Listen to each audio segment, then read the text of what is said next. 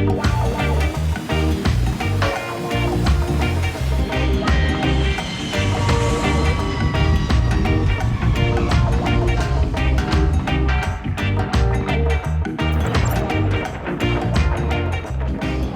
the heart of South Africa's dynamic tapestry, Knysna emerges as a beacon of diversity, where a village born in the twilight of democracy stands as a mesmerizing focal point. Amidst this kaleidoscope of culture and histories, Judah Square, steeped in tradition, beats to its own melodic rhythm, a living testament to resilience and heritage. With over 100 people calling it home, Judah Square stands as the largest Rastafari community in South Africa, as murals of Haile Selassie grace the walls, echoing his legacy as a beacon of hope.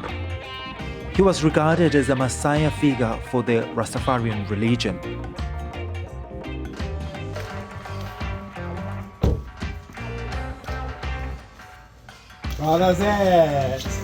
Rastafari, Malungelo, give thanks. How are you doing? I'm good, I'm positive, man.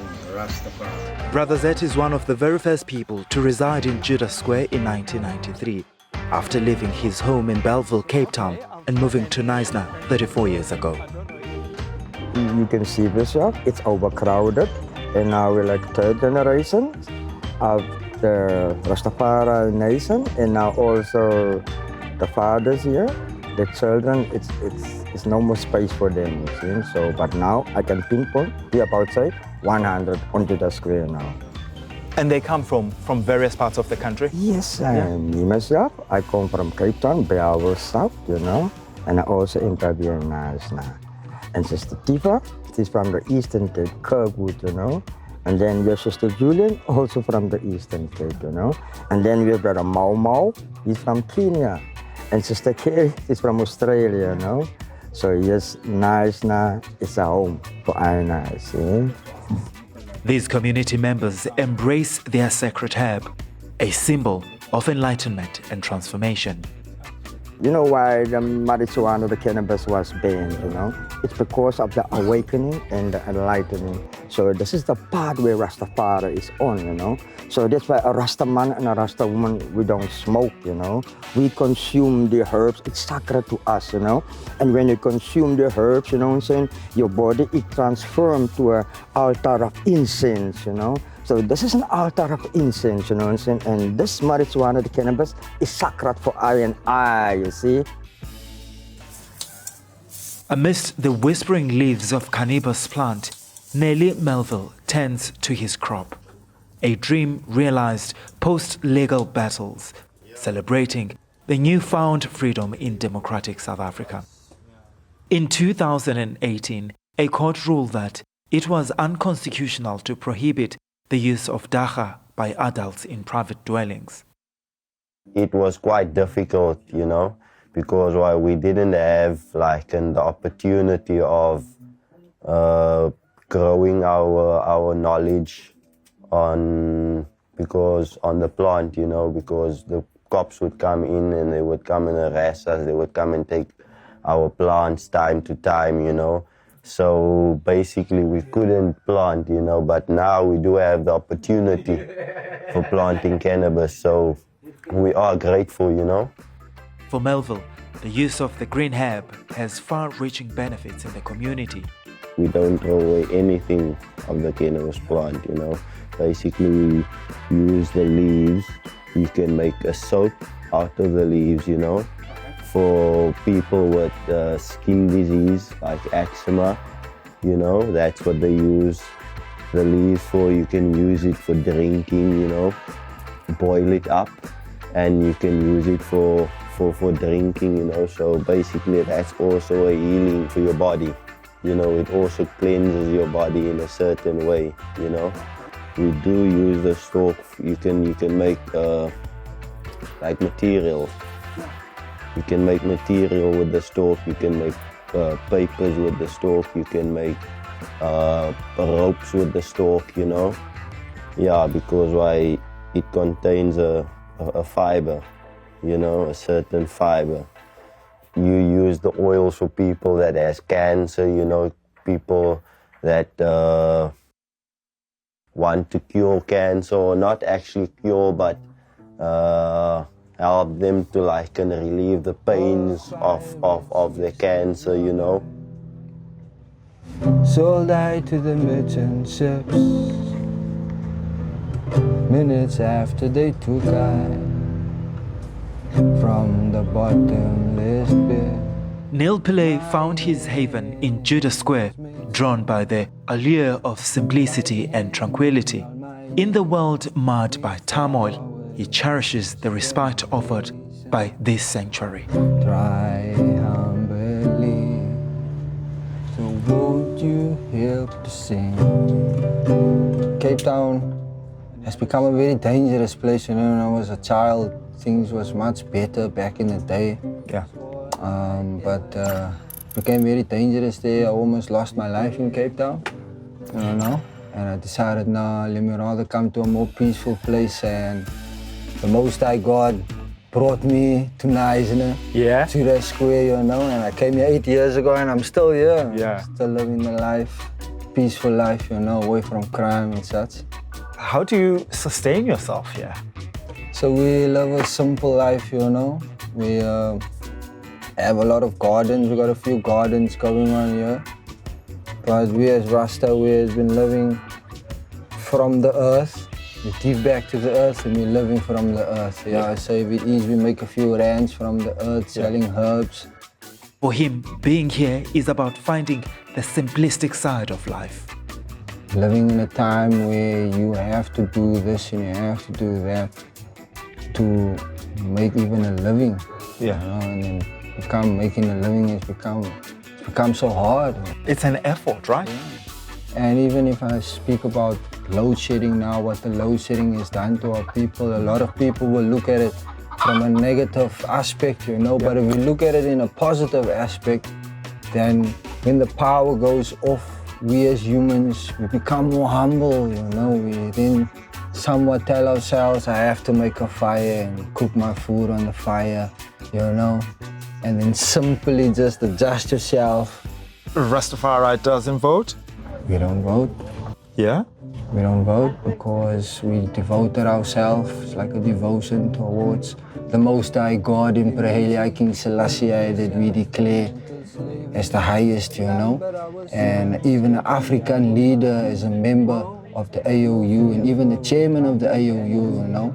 The Emperor has set great examples, even as a politician. Even as the nation pulsates with the rhythm of democracy during pivotal elections, the vibrant souls of Judah Square stands aside, bound by their cultural beliefs. Yet a fervent call reverberates a clarion plea for the birth of a unified Rastafarian stronghold, an entity that will ensure that their voices soar along the harmonies of governance, carving a path for their narratives to dance in the spotlight of recognition. My colleague Ziyanda Ngcobo is in Mpumalanga, where she's looking at a plight of a community that's cut off completely from the rest of the country.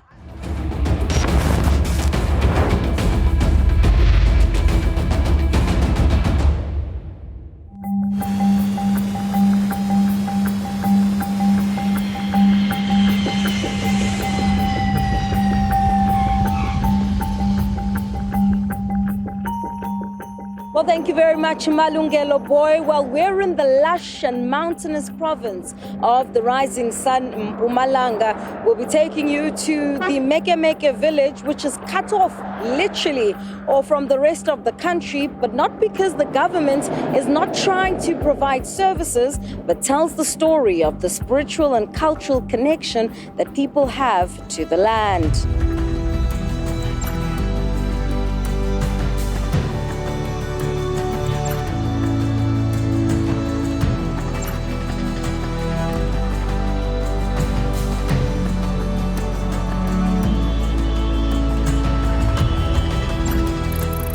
Here in this breathtaking landscape lies a village that has been secluded from the rest of the world. But this isn't just about distance, It's a tale woven with threads of cultural heritage and spiritual ties to the land.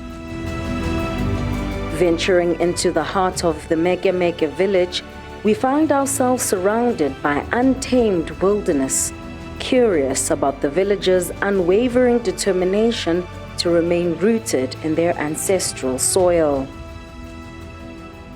We're in the Meka village, which is located on the Lomshio tribal land. And as you can see, we're literally in the middle of nowhere. We're in the bush. And we're here to find out from the residents who have stayed here for many decades why they insist, despite several attempts by the government, that they refuse to be relocated to another area and removed from their ancestral land.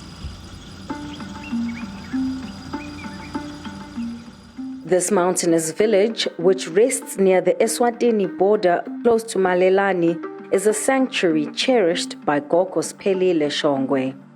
Born and bred here, Gogo Shongwe finds it inconceivable to call any other place home. Futhi bobabe bami bakudalwa la. Bogogo bami bakudalwa la, bokhokho wabogogo wami bakudalwa la. Kulenzawo. Akusiko kwanyalo vele sibatsala siba.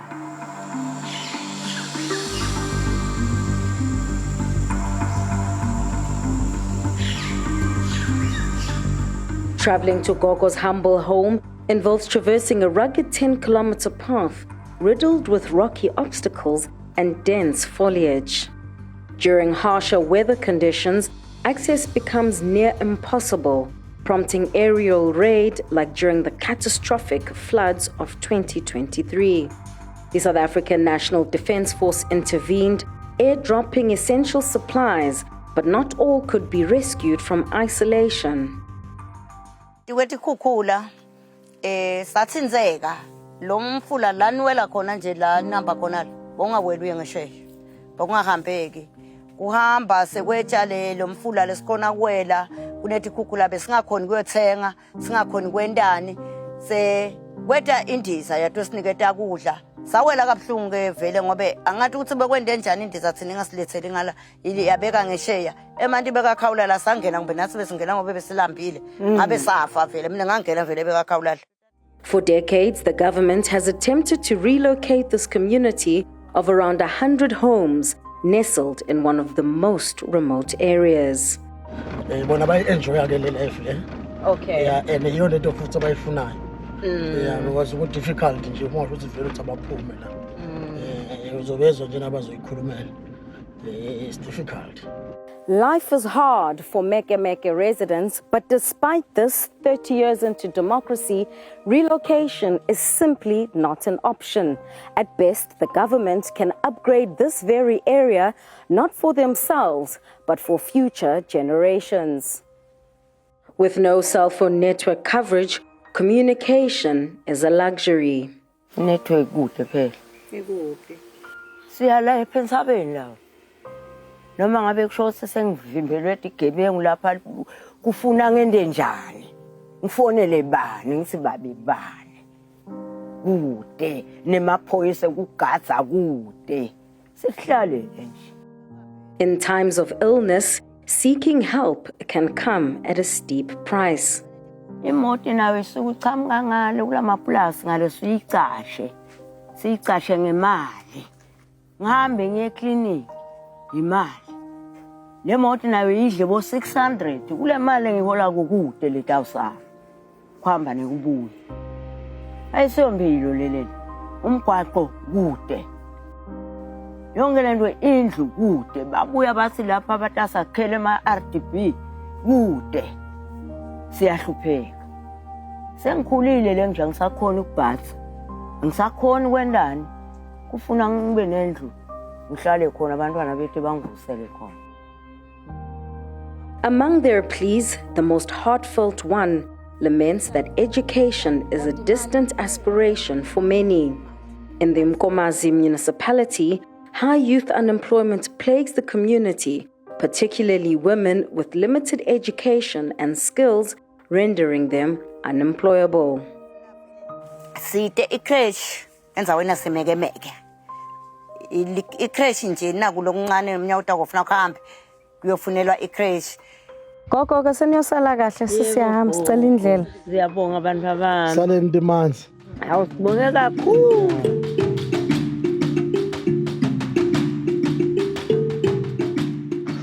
Ngokudalwa ngidelela nga61 solo ngila imekemeke. The village falls under the Ilomshio Tribal Authority, where Induna Alpheus Twala deals with issues faced by the community. Baye bathi bona asibavotele batawulungisa lo kulosekufunako. Kepha ke emva kokuba sekuvotiwe bese bayanyamalala.